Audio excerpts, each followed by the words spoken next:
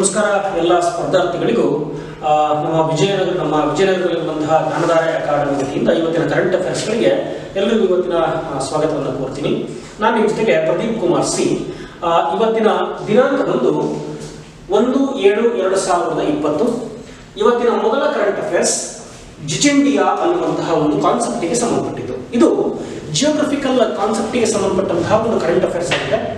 ಏನಿದು ಅನ್ನೋದಾದ್ರೆ, ಜಿಜಿಂಡಿಯಾ ಅನ್ನುವಂಥದ್ದು ನ್ಯೂಜಿಲೆಂಡ್ನ GNS ವಿಜ್ಞಾನಿಗಳು ಅಂದ್ರೆ ಅಲ್ಲಿರುವಂತಹ ಸಂಶೋಧಕರು ಹೊಸದಾದಂತಹ ಖಂಡದ ಸಂಶೋಧನೆಯನ್ನು ನಡೆಸಿದ್ದಾರೆ. ಈ ಖಂಡದ ಹೆಸರೇ ಜಿಜಿಂಡಿಯಾ ಅಂತೇಳಿ. 2017ರಲ್ಲಿ ಈ ಖಂಡದ ಸಂಶೋಧನೆ ಆರಂಭಗೊಂಡಿತ್ತು. ಜಗತ್ತಿನ ಖಂಡಗಳ ಪಟ್ಟಿಗೆ 8ನೇ ಖಂಡವಾಗಿ ಸೇರ್ಪಡೆಗೊಂಡಿರುವಂತಹದ್ದೇ ಜಿಜಿಂಡಿಯಾ ಎಂಬ ಖಂಡದ ಹೆಸರು. ಹಾಗಾದ್ರೆ ಆ ಖಂಡದ ಕುರಿತು ಮಾಹಿತಿಯನ್ನು ಕೊಡೋದಾದ್ರೆ, 2 ಮಿಲಿಯನ್ ಚದರ ಮೈಲ್ ವಿಸ್ತಾರವನ್ನು ಒಳಗೊಂಡಿರುವಂತಹ ಒಂದು ಖಂಡ ಇದಾಗಿದೆ. ಆಸ್ಟ್ರೇಲಿಯಾ ಖಂಡದ ಅರ್ಧ ಭೂಭಾಗವನ್ನು ಇದು ಒಳಗೊಂಡಿದೆ. ಅಂದ್ರೆ ಆಸ್ಟ್ರೇಲಿಯಾದ ಅರ್ಧ ಭಾಗವನ್ನು ಒಳಗೊಂಡಿರುವಂತಹ ಒಂದು ಖಂಡ ಇದು. ಈ ಭೂಮಿ ಅಂದ್ರೆ ಈ ಖಂಡದಲ್ಲಿರುವಂತಹ ಭೂಮಿಯಲ್ಲಿ ಒಟ್ಟು ಚದರ ಎಷ್ಟು? 2 ಮಿಲಿಯನ್ ಚದರ ಕಿಲೋಮೀಟರ್ ಅಂತ ಏನಿದೆಯಲ್ಲ, ಇದರ ಭೂಭಾಗದ 6% ಮಾತ್ರ ಸಾಗರದ ಮಟ್ಟಕ್ಕಿಂತ ಸ್ವಲ್ಪ ಮೇಲಿದೆ. ಇನ್ನು ಉಳಿದ ಭಾಗವೆಲ್ಲವೂ ಕೂಡ ಸಾಗರದ ಒಳಗಡೆ ಕಾಣಿಸಿಕೊಳ್ಳುವಂತಹ ಒಂದು ಭಾಗವಾಗಿದೆ. ನ್ಯೂ ಕ್ಯಾಲೋಡೇನಿಯಾ ಅನ್ನುವಂತಹದ್ದು ಒಂದು ದ್ವೀಪದ ಹೆಸರು. ಇದು ನ್ಯೂಜಿಲೆಂಡ್ ಅಲ್ಲಿ ಕಂಡುಬರುತ್ತೆ. ಭೂಪದರಗಳ ಒತ್ತುವಿಕೆಯಿಂದ ಈ ಸ್ಥಳದಲ್ಲಿ ಕಂಡುಬರುತ್ತೆ. ಅಂದ್ರೆ 2 ಭೂಖಂಡಗಳು ಯಾವಾಗ ಒತ್ತುವಿಕೆಗೆ ಆರಂಭಗೊಳ್ತಾವೋ ಅಂತಹ 2 ಭೂಭಾಗಗಳ ಒತ್ತುವಿಕೆಯಿಂದಾಗಿ ಮಧ್ಯದಲ್ಲಿರುವಂತಹ ಭಾಗ ಮೇಲಕ್ಕೆತ್ತಲ್ಪಟ್ಟಂತೆ ಅಂತಹ ಒಂದು ಖಂಡದ ಹೆಸರೇ ಜಿಜಿಂಡಿಯಾ ಅಂತ ಹೇಳಿ. ಹಾಗಾದ್ರೆ ಖಂಡಗಳು ಹೇಗೆ ಉಗಮವಾಗುತ್ತೆ? ಭೂಖಂಡಗಳ ಜರುಗುವಿಕೆಯಿಂದಾಗಿ ಗೋಂಡ್ವಾನ ಅರಣ್ಯ ಭೂಪ್ರದೇಶಗಳು ರೂಪುಗೊಳ್ಳುತ್ತವೆ. ಉತ್ತರ ಖಂಡದಲ್ಲಿ ಲಾರೇಷಿಯಾ, ಯುರೋಪ್, ಏಷ್ಯಾ, ಉತ್ತರ ಅಮೆರಿಕ ಖಂಡಗಳು ಉಗಮಗಳು. ಉದಾಹರಣೆಗೆ ನಮ್ಮ ಭೂಮಿ ಹೀಗಿದೆ ಅಂತ. ಈ ಭೂಮಿ ಅಂತ ಬಂದಾಗ ಮೊದಲು ಹಿಮಯುಗ ಅನ್ನುವಂತಹ ಒಂದು ಕಾನ್ಸೆಪ್ಟ್ ಬರುತ್ತೆ. ಅಂತಹ ಹಿಮ ಯುಗದ ಸಂದರ್ಭದಲ್ಲಿ ಖಂಡಗಳೆಲ್ಲವೂ ಕೂಡ ಒಟ್ಟಾಗಿಯೇ ಇದ್ವು. ಯಾವಾಗ ಒಂದು ಖಂಡ, ಒಂದು ಭೂಭಾಗ ಮತ್ತೊಂದು ಭೂಭಾಗದ ನಡುವೆ ತಿಕ್ಕುವಿಕೆ, ಘರ್ಷಣೆ ಉಂಟಾಗುತ್ತೋ ಆಗ ಒಂದು ಭಾಗದಲ್ಲಿ ಏಷ್ಯಾದ ಭಾಗ, ಮತ್ತೊಂದು ಭಾಗದಲ್ಲಿ ಆರ್ಕ್ಟಿಕ್ ರೀಜನ್, ಮತ್ತೊಂದು ಭಾಗದಲ್ಲಿ ಯುರೋಪ್, ಮತ್ತೊಂದು ಭಾಗದಲ್ಲಿ ಉತ್ತರ ಅಮೆರಿಕ ರಚನೆಗೊಳ್ಳುತ್ತೆ. ಇನ್ನು ಈ ಭಾಗದಲ್ಲಿ ಆಫ್ರಿಕಾ ಖಂಡ ಕಾಣಿಸ್ಕೊಳ್ಳುತ್ತೆ. ಈ ಭಾಗದಲ್ಲಿ ದಕ್ಷಿಣ ಅಮೆರಿಕ ಇದೆ. ಇಲ್ಲಿ ಬಂದು ಅಂಟಾರ್ಕ್ಟಿಕ್ ಪ್ರದೇಶ ಅನ್ನುವಂತಹದ್ದಿದೆ. ಇಲ್ಲಿ ಬಂದು ಆಸ್ಟ್ರೇಲಿಯಾ ಅನ್ನುವಂತಹ ಖಂಡಗಳಿವೆ. ಇಂತಹ ಘರ್ಷಣೆಗಳು, ಖಂಡಗಳ ನಡುವೆ ಆಗುವಂತಹ ಘರ್ಷಣೆಗಳಿಂದ ಆ ಘರ್ಷಣೆಗಳಿಂದ ರೂಪುಗೊಳ್ಳುವಂತಹದ್ದೇ ಈ ರೀತಿಯಾದಂತಹ ಖಂಡಗಳು. ಅಲ್ಲಿ ಒಂದು ಪದವನ್ನು ಬಳಸಿದ್ದೀವಿ. ಯಾವುದು ಅಂತಂದ್ರೆ ಗೋಂಡ್ವಾನ ಅರಣ್ಯ ಅಂತ ಹೇಳಿ.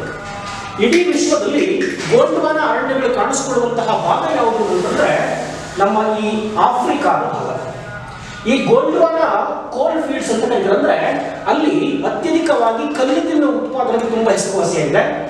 ಈ ಕಲ್ಲಿದ್ದಲು ಭೂಮಿಯ ಅತ್ಯಂತ ಆಳದಲ್ಲಿರುವಂತಹ ಪ್ಲಸ್ ಸುಮಾರು ಲಕ್ಷ ವರ್ಷಗಳವರೆಗೆ ಆ ಕಲ್ಲಿದ್ದಲು ಹಾಗೆ ಇದ್ರೆ ಅದು ಸ್ಫಟಿಕದ ರೂಪವನ್ನು ಪಡೆದುಕೊಳ್ಳುತ್ತೆ. ಅವೇ ಇವತ್ತಿನ ವಜ್ರದ ಗಣಿಗಳಾಗಿ ಕಾಣಿಸ್ಕೊಳ್ತವೆ.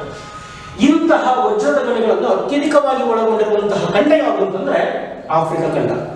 ಈ ಆಫ್ರಿಕಾ ಖಂಡದ ಈ ಭಾಗದಲ್ಲಿ ಕಂಡುಬರುವಂತಹ ಕೋಲ್ ಫೀಲ್ಡ್ಸ್, ಗೋಂಡ್ವಾನ ಅರಣ್ಯಗಳು ನಮ್ಮ ಭಾರತದ ಭಾಗದಲ್ಲಿಯೂ ಕೂಡ ಕಾಣಿಸ್ಕೊಳ್ತವೆ. ನೆನಪಿರಲಿ, ಏಷ್ಯಾ ಖಂಡದ ಈ ಭಾಗದಲ್ಲಿರುವಂತಹ ಭಾರತದ ಈ ಭಾಗ ಏನಿದೆ, ಇಲ್ಲಿ ಗೋಂಡ್ವಾನ ಅರಣ್ಯಗಳು ಅಥವಾ ಗೋಂಡ್ವಾನ ಕೋಲ್ ಫೀಲ್ಡ್ಸ್ಗಳು ಇಲ್ಲೂ ಕೂಡ ಕಂಡುಬರುತ್ತೆ. ಈ ಗೋಂಡ್ವಾನ ಕೋಲ್ ಫೀಲ್ಡ್ಸ್ಗಳು ಹೇಗೆ ರಚನೆ ಆಯಿತು ಅಂತಂದ್ರೆ, ನಮ್ಮ ರಾಜಸ್ಥಾನ್ ಮತ್ತು ಪಾಕಿಸ್ತಾನದ ಈ ಭಾಗ ಇದೆಯಲ್ಲ, ಈ ಭಾಗ ಹಿಮಾಲಯ ಪರ್ವತವನ್ನ ಮೇಲಕ್ಕೆ ತಳ್ತಾ ಇದೆ. ಅಂದ್ರೆ ಕೆಳಗೆ ಈ ಭಾಗವನ್ನು ಮೇಲಕ್ಕೆ ಎತ್ತಾ ಇರುತ್ತೆ. ಇದನ್ನೇ ಘರ್ಷಣೆ ಅಂತ ಕರೀತಾರೆ. ಅಂದ್ರೆ ಪ್ಲೇಟ್ ಟೆಕ್ಟೋನಿಕ್ಸ್ ಅಂತ ಕರೀತಾರೆ ಇಂಗ್ಲಿಷ್ ನಲ್ಲಿ. ಮೊದಲು ಆರಂಭದಲ್ಲಿ ಭಾರತ ಇರಲಿಲ್ಲ. ಭಾರತ ಇದ್ದಂತಹ ರೀತಿ ಹೀಗೆ.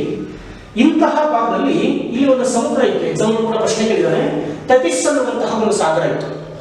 ಈ ಟೆಟಿಸ್ ಅನ್ನುವಂತಹ ಒಂದು ಸಾಗರ ಯಾವಾಗ ಈ ಭಾಗದಿಂದ ಮೇಲಕ್ಕೆ ಆರಂಭ ಆಯಿತು, ಅದು ಈ ಶೇಪ್ ಅನ್ನು ಪಡ್ಕೊಳ್ತಾ ಹೋಯಿತು.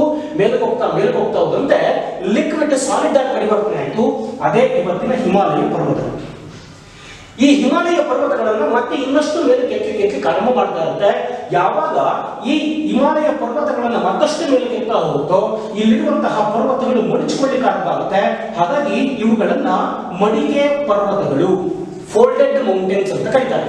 ಹಿಮಾಲಯ ಪರ್ವತಗಳನ್ನ ಯಂಗ್ ಫೋಲ್ಡೆಡ್ ಮೌಂಟೇನ್ಸ್ ಅಂತ ಕರೆದ್ರೆ, ಅರವಳಿ ಪರ್ವತಗಳನ್ನ ಓಲ್ಡ್ ಫೋಲ್ಡೆಡ್ ಮೌಂಟೇನ್ಸ್ ಅಂತ ಹೇಳಿ ಕರೀತಾರೆ. ನೆನ್ಪಿಟ್ಕೊಂಡಿರ್ಬೇಕು. ಇವನ್ನೆಲ್ಲವನ್ನೂ ಕೂಡ ಎಕ್ಸಾಮ್ ಕ್ವಶ್ಚನ್ ಕೇಳ್ತಿರ್ತಾರೆ. ಯಾವಾಗ ಈ ತರಹದ ಭೂಪ್ರದೇಶ ಅಂದ್ರೆ ಎತ್ತರವಾದಂತಹ ಬೆಟ್ಟಗಳು ಯಾವಾಗ ಮಡಚಿಕೊಳ್ತಾವೋ ಅದರ ಕೆಳಗಡೆ ಸಿಕ್ಕಿ ತನ್ನ ರೂಪವನ್ನ ಪರಿವರ್ತಿಸಿಕೊಳ್ಳುವಂತಹ ಶಿಲೆಗಳಾಗಿ ಪರಿವರ್ತನೆ ಆಗ್ತವೆ. ಅವುಗಳನ್ನ ರೂಪಾಂತರ ಶಿಲೆಗಳು, ಮೆಟಮಾರ್ಫಿಕ್ ರಾಕ್ಸ್ ಅಂತ ಹೇಳಿ ಕರೀತಾರೆ. ಹಾಗಾಗಿ ಈ ಅರಣ್ಯ ಪ್ರದೇಶ, ಗೋಂಡ್ವಾನ ಅರಣ್ಯ, ಇವತ್ತಿನ ಸಂದರ್ಭದಲ್ಲಿ ಗೋಂಡ್ವಾನ ಕೋಲ್ ಫೀಲ್ಡ್ಸ್ ಆಗಿದೆ. ಫೋಲ್ಡೆಡ್ ಮೌಂಟೇನ್ಸ್ ನ ಕೆಳಗಡೆ ಸಿಲುಕಿರುವಂತಹ ಅರಣ್ಯ ಪ್ರದೇಶ. ಇದು ಕೊಳೆತು ಮೇಲ್ಭಾಗದ ಒತ್ತಡ, ಕೆಳಭಾಗದ ಹೀಟ್ ಎರಡಕ್ಕೂ ತನ್ನ ಸ್ಥಿತಿಯನ್ನ ಇದು ಬದಲಾವಣೆ ಮಾಡಿಕೊಳ್ತಾ ಹೋಗುತ್ತೆ. ಹಾಗಾಗಿ ಈ ಭಾಗವನ್ನ ಗೋಂಡ್ವಾನ ಅರಣ್ಯಗಳು ಅಂತ ಕೂಡ ಕರೀತಾರೆ. ಎಕ್ಸಾಮ್ ಬಗ್ಗೆ ಕೇಳ್ತಾರೆ. ಇನ್ನು ಉತ್ತರದಲ್ಲಿ ನಮ್ಮ ಏಷ್ಯಾ ಪರ್ವತ, ಏಷ್ಯಾ ಖಂಡ, ಯುರೇಷಿಯಾ, ಆರ್ಕ್ಟಿಕ್ ಮತ್ತು ಉತ್ತರ ಅಮೆರಿಕ ಸಿಕ್ಕರೆ, ಈ ಕಡೆಯ ಭಾಗದಲ್ಲಿ ದಕ್ಷಿಣ ಅಮೆರಿಕ, ಅಂಟಾರ್ಕ್ಟಿಕ್ ಮತ್ತು ಆಸ್ಟ್ರೇಲಿಯಾ ಹಾಗೂ ಆಫ್ರಿಕಾ ಖಂಡಗಳು ಕಾಣಿಸಿಕೊಳ್ತವೆ. ಹೀಗೆ ಹೊಸದಾದಂತಹ ಖಂಡಗಳು ರೂಪುಗೊಂಡಂತದ್ದು ಪ್ಲೇಟ್ ಟೆಕ್ಟಾನಿಕ್ಸ್ ಅಥವಾ ಪದರಗಳ ಘರ್ಷಣೆಯ ರೂಪದಿಂದಾಗಿ ಇವು ರಚನೆಯಾಗಿರ್ತವೆ. ಇನ್ನು ನೆಕ್ಸ್ಟ್ ಕರೆಂಟ್ ಅಫೇರ್ಸ್. ಇಂದಿನ ಮತ್ತಷ್ಟು ಕರೆಂಟ್ ಅಫೇರ್ಸ್ ಗಳನ್ನ ನೋಡೋದಾದ್ರೆ, ನೆಕ್ಸ್ಟ್ ಇಶ್ಯೂ ಇರುವಂತಹದ್ದು ವಿಶ್ವ ಬ್ಯಾಂಕಿನ ಸ್ಟಾರ್ಸ್ ಅನ್ನುವಂತಹ ಒಂದು ಯೋಜನೆ. ನೆನ್ಪಿಟ್ಕೊಂಡಿರಿ, ಎಕ್ಸಾಂಪಲ್ ಕೇಳ್ತಾನೆ ಈ ಬಾರಿ. ಸ್ಟಾರ್ಸ್ ಯೋಜನೆ ಅಂತ ಹೇಳಿ ಕರೀತಾರೆ. ಏನಿದು ಯೋಜನೆ ಅಂತಂದ್ರೆ, ಸ್ಟಾರ್ಸ್ ಅನ್ನೋದು ಯಾವುದಕ್ಕೆ ಸಂಬಂಧಪಟ್ಟಿದೆ ಅಂತಂದ್ರೆ ಶಿಕ್ಷಣ ಕ್ಷೇತ್ರಕ್ಕೆ ಸಂಬಂಧಪಟ್ಟಿದೆ. ನೆನ್ಪಿಟ್ಕೊಂಡಿರಿ, ಎಜುಕೇಶನ್ ಡಿಪಾರ್ಟ್ಮೆಂಟ್ಗಳ ಅಭಿವೃದ್ಧಿಗೆ ಸಂಬಂಧಪಟ್ಟಿರೋದು ಇದು. ಶಿಕ್ಷಣ ಕ್ಷೇತ್ರದಲ್ಲಿ ಬೋಧನೆ, ಕಲಿಕೆ ಮತ್ತು ಫಲಿತಾಂಶ, ಈ ಮೂರು ಇಶ್ಯೂಗಳಿಗೆ ಸಂಬಂಧಪಟ್ಟಂತಹ ಒಂದು ಯೋಜನೆ.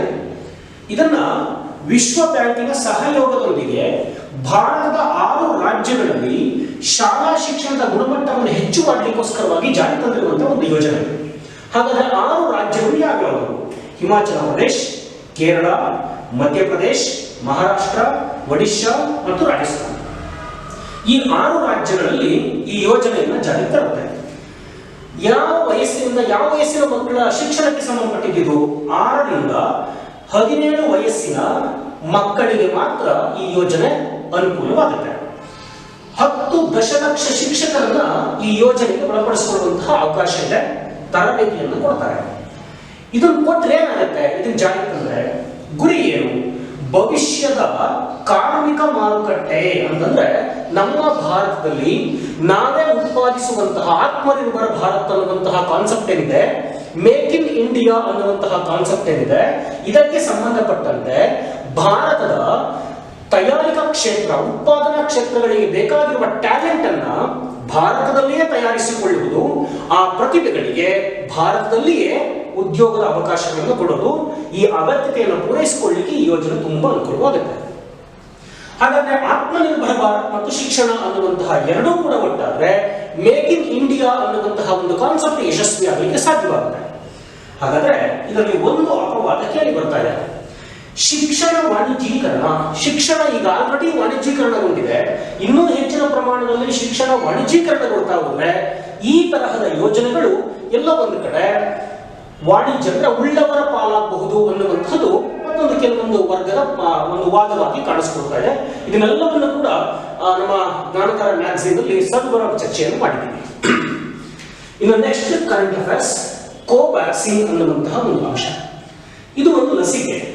ಇತ್ತೀಚಿನ ದಿನಗಳಲ್ಲಿ ನಮಗೆ ಕೊರೋನಾ ವೈರಸ್ ಅಥವಾ ಕೋವಿಡ್-19 ಅನ್ನುವಂತಹದ್ದೇನಿದೆ ಅದನ್ನ ಹತ್ತಿಕ್ಕುವಂತಹ ಕಾರಣಕ್ಕೋಸ್ಕರವಾಗಿ drug controller general of India DCGI ಅಂತ ಇದೆ. ಇದು ಮೊಟ್ಟ ಮೊದಲ ಬಾರಿಗೆ ಒಂದು ಲಸಿಕೆಯನ್ನ ಅನುಮೋದಿಸಿದೆ ಭಾರತದಲ್ಲಿ. ಕೋವ್ಯಾಕ್ಸಿನ್ ಅನ್ನುವಂತಹದ್ದು ಸಾರ್ಸ್ ಮತ್ತು ಕೋವಿಡ್-19ಗೆ ಸಂಬಂಧಪಟ್ಟಂತಹ ರಚನೆಯಾದಂತಹ ಒಂದು ಲಸಿಕೆ. ಇನ್ನು next current affairs, air defence identification zone. ಯಾಕೆ ಈ ಸುದ್ದಿಯಲ್ಲಿದೆ ಅಂತಂದ್ರೆ ಭಾರತ ಮತ್ತು ಚೀನಾದ ಗಡಿಯಲ್ಲಿ ಆಗುತ್ತಿರುವಂತಹ ಕೆಲವೊಂದು ಯುದ್ಧ ಕಾನೂನುಗಳ ಸನ್ನಿವೇಶಗಳು. ಇದನ್ನ ನಾವು ತಡೆ ಹಿಡಿಬೇಕು ಅಥವಾ ಇದಕ್ಕೆ ಸಂಬಂಧಪಟ್ಟಂತೆ ಭಾರತ ಸನ್ನದ್ಧಗೊಳ್ಳಬೇಕು ಅಂತ ಅನ್ನೋದಾದ್ರೆ ಇದು ಪ್ರಮುಖವಾದಂತಹ ಒಂದು ಇಶ್ಯೂ. ಒಂದು ದೇಶದ ಏನಂದ್ರೆ ಏರ್ ಡಿಫೆನ್ಸ್ ಐಡೆಂಟಿಫಿಕೇಶನ್ ಝೋನ್ ಅಂತ ಬಂದಾಗ ಏನಂದ್ರೆ ಒಂದು ದೇಶದ ವಾಯು ಪ್ರದೇಶದ ರಕ್ಷಣೆಗೆ ಸಂಬಂಧಪಟ್ಟಂತಹ ಆಕ್ರಮಣಗಳನ್ನು ಪತ್ತೆ ಹಚ್ಚುವಂತಹ ವ್ಯವಸ್ಥೆಗೆ ಸಂಬಂಧಪಟ್ಟಂತಹ ಒಂದು ಸಂಸ್ಥೆ. ರಾಷ್ಟ್ರೀಯ ಭದ್ರತೆಯ ಹಿತದೃಷ್ಟಿಯಿಂದ ನಾಗರಿಕ ವಿಮಾನಗಳನ್ನು ಗುರುತಿಸೋದು.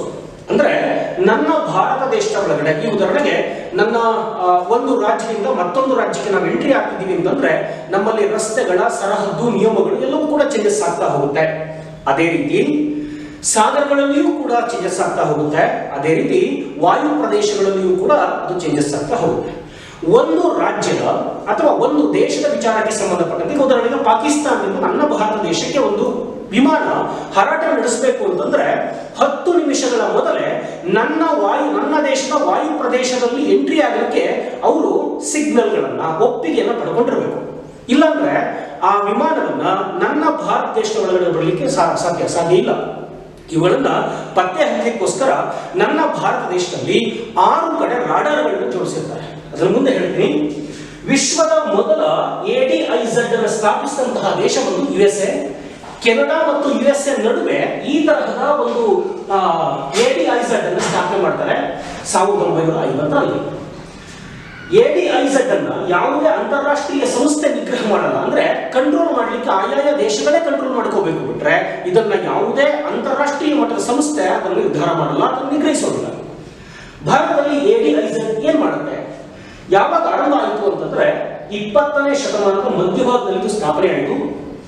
ಇದು ನನ್ನ ಭಾರತ ದೇಶದ ಒಳಗಡೆ, ಆ ಭಾರತ ದೇಶದ ವಾಯು ಪ್ರದೇಶದ ಒಳಗಡೆ ಯಾವುದೇ ಒಂದು ಕ್ಷಿಪಣಿ ಆಗಿರಲಿ, ಯಾವುದೇ ಒಂದು ವಿಮಾನ ಆಗಿರಲಿ ಎಂಟ್ರಿ ಆಗಬೇಕು ಅಂತಂದ್ರೆ ನಮ್ಮ ಭಾರತ ದೇಶದ ADIZ ನ ಒಪ್ಪಿಗೆಯನ್ನ ಪಡ್ಕೋಬೇಕು 10 ನಿಮಿಷ ಮೊದಲು. ಭಾರತದಲ್ಲಿ ADIZ ಪ್ರದೇಶಗಳು ಒಟ್ಟು 6 ಇದೆ. ಪಾಕಿಸ್ತಾನ್ ಮತ್ತು ಭಾರತ, ನೇಪಾಳ ಮತ್ತು ಭಾರತ, ಬಾಂಗ್ಲಾದೇಶ್ ಮತ್ತು ಭಾರತ, ಭೂತಾನ್ ಮತ್ತು ಭಾರತ, ಮಯನ್ಮಾರ್ ಮತ್ತು ಭಾರತ, ಒಟ್ಟು 5 ಆಯ್ತು. ಇನ್ನು ಉಳಿದಿದ್ದೊಂದು ಚೀನಾ. ಚೀನಾದ ಮೇಲೆ ವಾಸ್ತವಿಕ ನಿಯಂತ್ರಣ ಅಂತ ಇದೆ. ವಾಸ್ತವಿಕ ನಿಯಂತ್ರಣ ಅಂತಂದ್ರೆ ಇದಕ್ಕೆ ತನ್ನದೇ ಆದಂತಹ ಒಂದು ವ್ಯವಸ್ಥೆ ರಚನೆಗೊಂಡಿದೆ. ಕಾರಣ ಅಂತಂದ್ರೆ ಭಾರತ ಮತ್ತು ಚೀನಾದ ನಡುವೆ ಆಗಬೇಕಾಗಿರುವ ಯಾವುದೇ ರೀತಿಯಾದಂತಹ ವೈಮಾನಿಕವಾದಂತಹ ಒಂದು ಸಾಗಾಣಿಕೆ ಸಂಪರ್ಕ ಸಾಧಿಸಬೇಕು ಅಂತಂದ್ರೆ ಇಲ್ಲಿ ವಾಸ್ತವ ಸನ್ನಿವೇಶ ನಿರ್ಧಾರ. ಉದಾಹರಣೆ ಭಾರತ ಮತ್ತು ಪಾಕಿಸ್ತಾನದಲ್ಲಿ ಭಾರತ ಮತ್ತು ಚೀನಾದ ನಡುವೆ ಯುದ್ಧಕಾರ ಮೋಡ ಏನಾದರೂ ಆಗ್ತಾ ಇದೆ ಅಂತಂದ್ರೆ ಆ ಸಂದರ್ಭದಲ್ಲಿ ಬೇರೆ ರೀತಿಯಾದ ನಿಯಂತ್ರಣಗಳನ್ನ ಹೇರಲಿಕ್ಕೆ ಈ ADIZ ಗೆ ಅವಕಾಶ ಇದೆ. ಹಾಗಾದ್ರೆ ADIZ ಅನ್ನ ಯಾರು ನೋಡ್ಕೊಳ್ತಾರೆ? ಭಾರತದ ವಾಯುಪಡೆ ನೋಡ್ಕೊಳ್ತಾರೆ. ಕೇಂದ್ರ ಸರ್ಕಾರ ಅಲ್ಲ, ಭಾರತದ ವಾಯುಪಡೆ. ನನ್ನ ಭಾರತ ದೇಶದ ಹೊರಗಡೆ ಯಾವುದೇ ಕ್ಷಿಪಣಿಗಳು, ಯಾವುದೇ ಸೈನ್ಯ, ಯಾವುದೇ ನೌಕಾಪಡೆಗಳು ಈ ವಾಯುಯಾನದ ನಿಯಂತ್ರಣವನ್ನು ಮಾಡಿಕೊಳ್ಬೇಕು ಅಂತಂದ್ರೆ ಇವರಿಂದ ಮಾತ್ರ ಸಾಧ್ಯವಾಗುತ್ತೆ, ವಾಯುಪಡೆಯಿಂದ ಸಾಧ್ಯವಾಗಿರುತ್ತದೆ. ಇನ್ನು ಮುಂದಿನ ಕರೆಂಟ್ ಅಫೇರ್ಸ್ ಅನ್ನು ನೋಡಿದ್ರೆ integrated air defence weapon system ಅಂತ ಹೇಳಿ IADWS, integrated air defence weapon system. ಭಾರತಕ್ಕೆ ಈ ತರಹದ IADWS ಅಂದ್ರೆ integrated air defence weapon system ಅನ್ನ ಅಮೆರಿಕ ಮಾರಾಟ ಮಾಡಲಿಕ್ಕೆ ಮುಂದಾಗಿದೆ. ಭಾರತ ಮತ್ತು ಚೀನಾದ ನಡುವಿನ ಯುದ್ಧ ಕಾಗೋಡ ಸನ್ನಿವೇಶಗಳನ್ನ ನಿಯಂತ್ರಣಕ್ಕೆ ತರಲಿಕ್ಕೆ ಇದು ಆನೆಬಲವನ್ನು ತರಬಹುದು. ಇದನ್ನ ನಾಸಾಮ್ಸ್ ಅಂತ ಕೂಡ ಕರೀತಾರೆ, NASAMS ಎಂದು ಕೂಡ ಕರೀತಾರೆ. ಏನಂದ್ರೆ national advance surface to air missile system ಅಂತ ಹೇಳಿ ಸಮಗ್ರ ವಾಯು ಕ್ಷಿಪಣಿ ರಕ್ಷಣೆಯನ್ನು ಒದಗಿಸುತ್ತೆ. ಭಾರತದ ಸಶಸ್ತ್ರ ಆಧುನೀಕರಣಕ್ಕೆ ಇದು ಸಹಕಾರಿಯಾಗುತ್ತೆ. ಇದು ಸುಧಾರಿತ ಮಧ್ಯಮ ಶ್ರೇಣಿಯ ಗಾಳಿಯಿಂದ ಗಾಳಿಗೆ ಹಾರಬಲ್ಲುವಂತಹ ಒಂದು ಕ್ಷಿಪಣಿ. AMRAAM ಅಂತ ಹೇಳಿ ಎಕ್ಸಾಮ್ ಇದನ್ನ ಈ ಬಾರಿ ಕೇಳುವಂತಹ ಅವಕಾಶಗಳು ತುಂಬಾನೇ ಇದೆ. ಇದು USA ಯ ದೃಶ್ಯ ವ್ಯಾಪ್ತಿಯ ಅಂದ್ರೆ ತನ್ನ ಕಣ್ಣಿಗೆ ಕಾಣುವಷ್ಟು ದೂರದಲ್ಲಿ ಇರುವಂತಹ, ಎಷ್ಟೇ ದೂರದಲ್ಲಿರುವುದು ಕಾಣುವಷ್ಟು ದೂರದಲ್ಲಿರುವಂತಹ ವ್ಯಾಪ್ತಿಯ ಗಾಳಿಯಿಂದ ಗಾಳಿಗೆ ಹಾರಬಲ್ಲುವಂತಹ ಒಂದು ಕ್ಷಿಪಣಿ. ಹಗಲು ಮತ್ತು ರಾತ್ರಿ 2 ಹೊತ್ತು ಕೂಡ ಕಾರ್ಯಾಚರಣೆ ನಡೆಸುತ್ತೆ. ವಿಶ್ವದ ಅತ್ಯಂತ ಪ್ರಬಲ ಮತ್ತು ಜನಪ್ರಿಯ ಕ್ಷಿಪಣಿಯಾಗಿದೆ AMRAAM. ನೆನಪಿಟ್ಕೊಂಡಿರುವುದು ಎಕ್ಸಾಮ್ ಕೇಳುವಂತಹ ಸಾಧ್ಯತೆಗಳು ತುಂಬಾ ಅಧಿಕ. Next current affairs, anti maritime piracy bill 2019. ನಮ್ಮ ಭಾರತದ ದಕ್ಷಿಣ ಭಾಗದಲ್ಲಿ ಹಿಂದೂ ಮಹಾಸಾಗರ, ಅರಬ್ಬಿ ಸಮುದ್ರ ಮತ್ತು ಬಂಗಾಳ ಇಷ್ಟು ಪ್ರದೇಶದಲ್ಲಿ ಕರಾವಳಿ ಅಂದ್ರೆ ಸಾಗರಗಳ ಜೊತೆಯಲ್ಲಿ ತೀರವನ್ನು, ಕರಾವಳಿ ತೀರವನ್ನು ಹಂಚಿಕೊಂಡಿದೆ. ಇಂತಹ ಪ್ರದೇಶದಲ್ಲಿ ಕಡಲ್ಗಳ್ಳತನ ವಿರೋಧಿ ಮಸೂದೆ ಅಂತ ಬಂದಾಗ ಕಡಲ್ಗಳ್ಳತನ ತಡೆಗಟ್ಟುವಂತಹ ಉದ್ದೇಶದೊಂದಿಗೆ ಈ ಮಸೂದೆಯನ್ನ ಕೇಂದ್ರ ಸಚಿವ ಸಂಪುಟ ಒಪ್ಪಿಗೆಯನ್ನು ಕೊಟ್ಟಿದೆ. ಕಳ್ಳತನ ಕೃತ್ಯಕ್ಕೆ ಜೀವಾವಧಿ ಶಿಕ್ಷೆಯನ್ನು ಕೊಡಲಾಗುತ್ತೆ. ಅಂದ್ರೆ ನಿಮ್ಗೆ ಗೊತ್ತಿರಬಹುದು, ಸೋಮಾಲಿಯಾ ಅಂತ ಹೇಳಿ ಒಂದು ಪ್ರದೇಶ ನಮ್ಮ ಆಫ್ರಿಕನ್ ಕಂಟ್ರಿಯಲ್ಲಿ ಕಂಡು ಬರುವಂತಹದ್ದು. ಸೋಮಾಲಿಯಾ ಹಡಗುಗಳು ಹಡಗನ್ನ ಏಕಾಏಕಿ ಹೈಜಾಕ್ ಮಾಡ್ತಾರೆ. ಅಲ್ಲಿ ಹಡಗಲ್ಲಿರುವಂತಹ ಎಲ್ಲ ರೀತಿಯಾದಂತಹ ಸಂಪತ್ತನ್ನ ಕೊಳ್ಳೆ ಹೊಡಿತಾರೆ, ಸಾಯಿಸ್ತಾರೆ, ಸುಲಿಗೆಯನ್ನು ಮಾಡ್ತಾರೆ. ಈ ತರಹದ ಕೆಲವೊಂದು ಕಡಲ್ಗಳ್ಳತನಕ್ಕೆ ಸಂಬಂಧಪಟ್ಟಂತಹ ನಿಗ್ರಹ ಮಾಡುವಂತಹ ಒಂದು ಉದ್ದೇಶವನ್ನು ಒಳಗೊಂಡಿದೆ. ಎಲ್ಲದಕ್ಕಿಂತ ಹೆಚ್ಚಾಗಿ ನಮ್ಮ ಭಾರತದಲ್ಲಿ ಭಾರತೀಯರು ಯಾರಾದರೂ ಕೂಡ ಈ ಕಡಲ್ಗಳ್ಳತನದಲ್ಲಿ ಭಾಗಿಯಾಗಿರುವಂತವರನ್ನ ಅಂತಹ ಪ್ರಕರಣಗಳನ್ನ ಹೊರಗೆ ತೆಗೆಯುವ ಅಥವಾ ಅವರನ್ನ ನಿಗ್ರಹಿಸುವಂತಹ ಒಂದು ಯೋಜನೆ ಕೂಡ ಇದು. ಇನ್ನಷ್ಟು ವಿವರಗಳನ್ನು ಕೂಡ ನಮ್ಮ ಮ್ಯಾಗಝಿನ್ ಬರ್ತಿದ್ದೀವಿ. ಅಕಸ್ಮಾತ್ ಯಾರಾದ್ರೂ ಕಡಲ್ಗಳ್ಳತನ ಮಾಡುವವರಿಗೆ ಜೀವಾವಧಿ ಶಿಕ್ಷೆ ಆದರೆ, ಯಾರು ಕಡಲ್ಗಳ್ಳತನ ಮಾಡುವಂತಹದಕ್ಕೆ ಸಹಕರಿಸ್ತಾರೋ ಅವರಿಗೆ 14 ವರ್ಷ ಜೈಲುವಾಸವನ್ನ ವಿಧಿಸಲಾಗುತ್ತೆ. ಶಿಕ್ಷೆ ಕೊಡೋರು ಯಾರು ಅಂತಂದ್ರೆ ಆ ಪ್ರದೇಶದಲ್ಲಿ ಕಂಡು ಬರುವಂತಹ ಸೆಷನ್ಸ್ ನ್ಯಾಯಾಲಯ ಕೊಡಲಿಕ್ಕೆ ಅವಕಾಶ ಇದೆ. ನೆಕ್ಸ್ಟ್ ಕರೆಂಟ್ ಅಫೇರ್ಸ್, ಭಾರತೀಯ ಸೈಬರ್ ಕ್ರೈಮ್ ಕೋಆರ್ಡಿನೇಷನ್ ಸೆಂಟರ್, ಇದನ್ನ I4C ಅಂತ ಹೇಳಿ ಕರೀತಾರೆ. ಕೇಂದ್ರ ಕಚೇರಿ ಇರುವಂತಹ ನವದೆಹಲಿಯಲ್ಲಿ ಕೇಂದ್ರ ಸರ್ಕಾರ ಇತ್ತೀಚೆಗೆ ಇದನ್ನ ದೆಹಲಿಯಲ್ಲಿ ಉದ್ಘಾಟನೆ ಮಾಡಿದ್ದು ಒಟ್ಟು 7 ಶಾಖೆಗಳನ್ನು ಒಳಗೊಂಡಿದೆ. ಅಂದ್ರೆ ಸೈಬರ್ ಕ್ರೈಮ್, ಅದರಲ್ಲೂ ಕೂಡ ಭಾರತ ಮತ್ತು ಚೀನಾದ ನಡುವಿನ ಬರೋಬ್ಬರಿ 59 ಆಪ್ಗಳನ್ನ ಭಾರತ ಯಾವಾಗ ಸಂಪೂರ್ಣವಾಗಿ ನಿಷೇಧ ಮಾಡಿತೋ, ಭಾರತೀಯರ ದತ್ತಾಂಶಗಳನ್ನ, ಭಾರತೀಯರ ಎಲ್ಲ ರೀತಿಯಾದಂತಹ ಕೆಲವೊಂದು ಡಿಜಿಟಲ್ ದತ್ತಾಂಶಗಳನ್ನ ಕದಿಯುವಂತಹ ಸಾಮರ್ಥ್ಯ ಮತ್ತು ಅವಕಾಶಗಳು ತುಂಬಾ ಜಾಸ್ತಿ. ಇದನ್ನ ನಿಗ್ರಹ ಮಾಡುವಂತಹ ನಿಟ್ಟಿನಲ್ಲಿ ಭಾರತೀಯ ಸೈಬರ್ ಕ್ರೈಮ್ ಕೋಆರ್ಡಿನೇಷನ್ ಸೆಂಟರ್ ಅನ್ನುವಂತಹದನ್ನ ಉದ್ಘಾಟನೆ ಮಾಡಿದೆ. Next current affairs, international search and rescue advisory group, INSARAG ಅಂತ ಹೇಳಿ ಕರೀತಾರೆ. ಇದು ಏನು ಅಂತಂದ್ರೆ ಡಿಸಾಸ್ಟರ್ ಮ್ಯಾನೇಜ್ಮೆಂಟ್ ಅಂತ ಕರೀತಾರೆ. ವಿಪತ್ತು ನಿರ್ವಹಣೆ, ಭೂಕಂಪ ಆಗುತ್ತೆ, ಎಲ್ಲೋ ನೆರೆ ಹಾವಳಿ ಆಗುತ್ತೆ, ಎಲ್ಲೋ ಒಂದ್ ಕಡೆ ಸಾಗರಗಳು ಉಕ್ಕಿ ಹರಿತಾವೆ, ಅಲ್ಲಿ ಜೀವಹಾನಿ ಮತ್ತು ಪ್ರಾಣಹಾನಿಗಳು ಕೂಡ ನಡೀತಾ ಹೋಗುತ್ತೆ. ಇಂತಹ ಸಂದರ್ಭದಲ್ಲಿ ವಿಪತ್ತು ಪೀಡಿತ ಪ್ರದೇಶಗಳ ರಕ್ಷಣೆಗಳಿಗೆ ಸಂಬಂಧಪಟ್ಟಂತ ಒಂದು ಜಾಲ ಇದು.